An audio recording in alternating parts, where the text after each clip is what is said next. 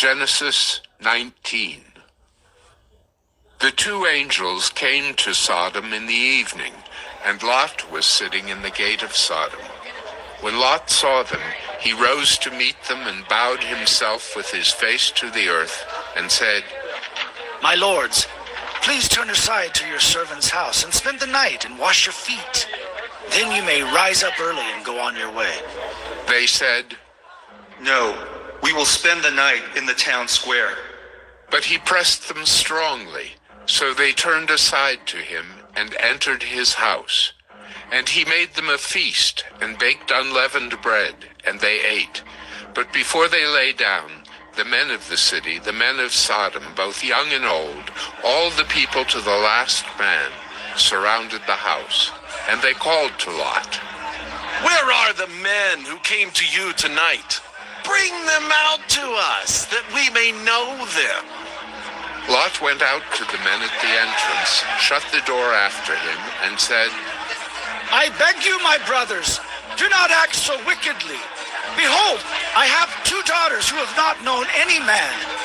Let me bring them out to you, and do to them as you please. Only do nothing to these men, for they have come under the shelter of my roof." But they said, "Stand back." and they said, "This fellow came to sojourn, and he has become the judge. Now we will deal worse with you than with them." Then they pressed hard against the man Lot and drew near to break the door down.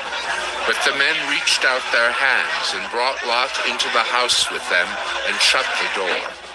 And they struck with blindness the men who were at the entrance of the house, both small and great, so that they wore themselves out, groping for the door. Then the men said to Lot, "Have you anyone else here? Sons-in-law, sons, daughters, or anyone you have in the city? Bring them out of the place. For we are about to destroy this place, because the outcry against its people has become great before the Lord, and the Lord has sent us to destroy it." So Lot went out and said to his sons-in-law, who were to marry his daughters, "Up!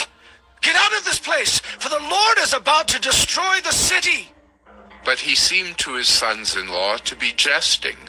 As morning dawned, the angels urged Lot, saying, "Up, take your wife and your two daughters who are here, lest you be swept away in the punishment of the city." But he lingered. So the men seized him and his wife and his two daughters by the hand, the Lord being merciful to him, and they brought him out and set him outside the city. And as they brought them out, one said, "Escape for your life. Do not look back or stop anywhere in the valley. Escape to the hills, lest you be swept away." And Lot said to them, "Oh no, my lords.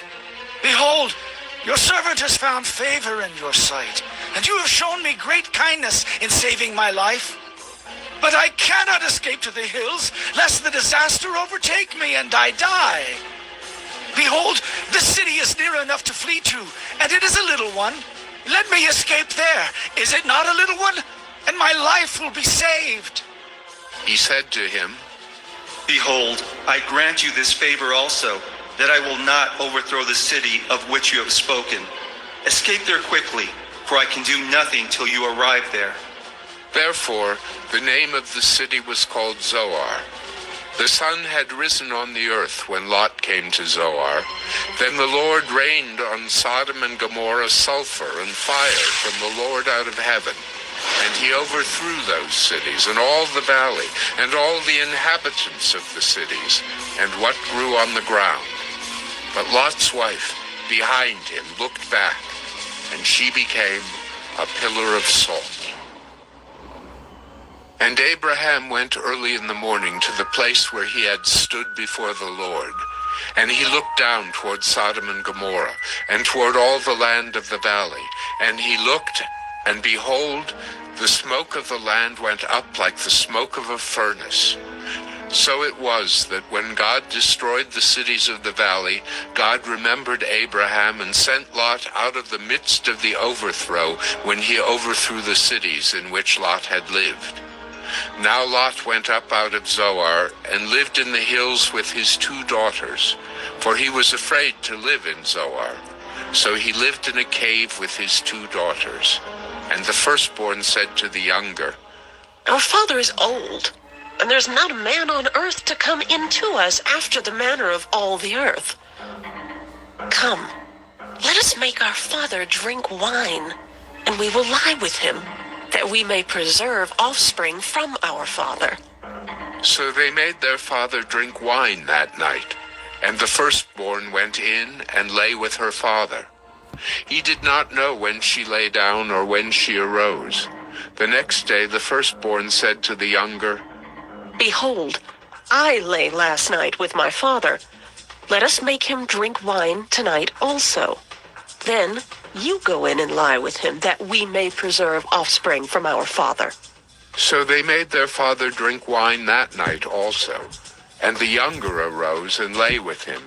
And he did not know when she lay down or when she arose. Thus both the daughters of Lot became pregnant by their father. The firstborn bore a son and called his name Moab. He is the father of the Moabites to this day.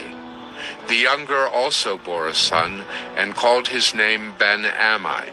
He is the father of the Ammonites to this day.